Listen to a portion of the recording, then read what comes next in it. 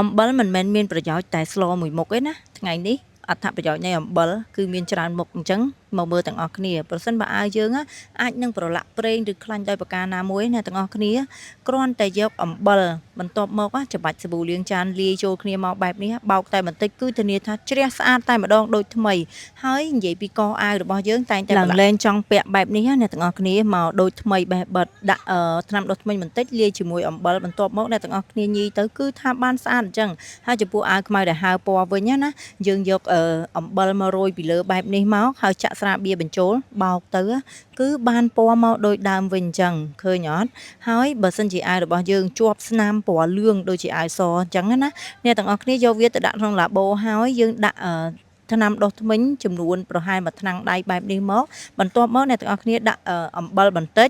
ហើយយើងបន្ថែមសាប៊ូបោកក្អៅបន្តិចបន្តួចបានហើយបន្ទាប់មកយើងចាក់ទឹកក្តៅចូលត្រាំវារយៈពេលប្រហែលជា10នាទីគឺថាអាវរបស់យើងនឹងបានពណ៌មកដូចដើមវិញអញ្ចឹងឯងនេះជាអត្ថប្រយោជន៍នៃអំបិលដែលអ្នកទាំងអស់គ្នាមិនធ្លាប់បានដឹងអីចឹងណាឃើញអត់ឡើងថ្មីជ្រើងតែម្ដងណាចឹងបើអាវសរបស់យើងប្រឡាក់ថ្នាំបែបនេះវិញយើងប្រកាសជាបោះចោលហើយពាក់អត់កើតទេប៉ុន្តែឥឡូវកុំអាចបោះចោលណា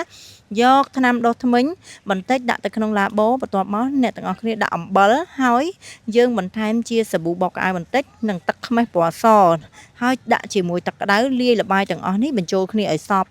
បានរួចរាល់អស់អ្នកទាំងអស់គ្នាយកអាវមកត្រាំរយៈពេល1ម៉ោងនិងលើកមកវិញបោកសម្អាតទៅគឺថាមិនបាច់បោះចោលអាវមួយនេះទៀតទេមួយទៀតប្រសិនបើកន្សែងយើងប្រឡាក់បែបនេះយើងគ្រាន់តែយកថ្នាំដុសធ្មេញមកដាក់វានៅលើកន្លែងស្នាមប្រឡាក់ហើយរោយអំបិលបន្តិចបែបនេះមកអ្នកទាំងអស់គ្នាចាក់សាប៊ូបោកក្អៅបន្តិចទៀតមកគឺថា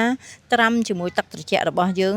រយៈពេលប្រហែលជា15នាទីទៅ20នាទីទេគឺទទួលបានកន្សែងមួយ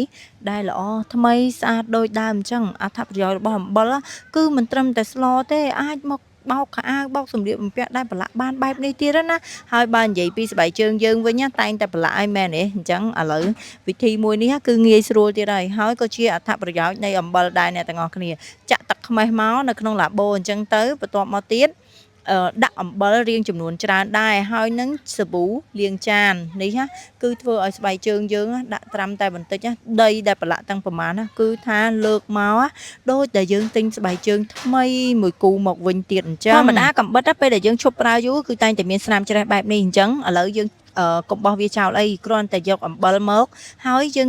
យកម្សៅសាប៊ូរបស់យើងនឹងចាក់ពីលើបន្ថែមទៀតមកហើយលាបវាឲ្យសព្វផ្អាប់វាទុកមួយផ្លែតចឹងទៅអ្នកទាំងអស់គ្នាដាក់กระดาษមួយមកនៅលើកាំបិតរបស់យើងហើយយើងចាប់ផ្ដើមចាក់ទឹកខ្មេះម៉ាក់អីក៏បានដែរចាក់ពីលើហ្នឹងទៅទុកវាបែបនេះតែបន្តិចក្រោយមកគឺថាស្នាមច្រេះទាំងនេះគឺថារលាយបាត់ចេញពីកាំបិតយើងដូចយើងទទួលបានកាំបិតថ្មីមួយទៀតបែបនេះឯងណា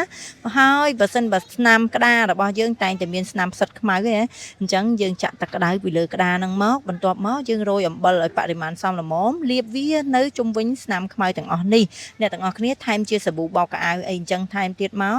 ក៏លាបវាម្តងទៀតអញ្ចឹងទៅចាក់ទឹកខ្មេះពណ៌សរបស់យើងនេះចូលមកហើយផ្អាប់វាទុករយៈពេល15នាទីកន្លះម៉ោងឬក៏1ម៉ោងក៏បានដែរអ្នកទាំងអស់គ្នាគ្រាន់តែលាងទឹកសម្អាតមកវិញទទួលបានក្តារមួយដែលថ្មីស្អាតដូចដើមអញ្ចឹងកុំភ្លេចជួយ share បន្តផងប្រសិនបើអ្នកទាំងអស់គ្នាគិតថាវីដេអូមួយនេះល្អណា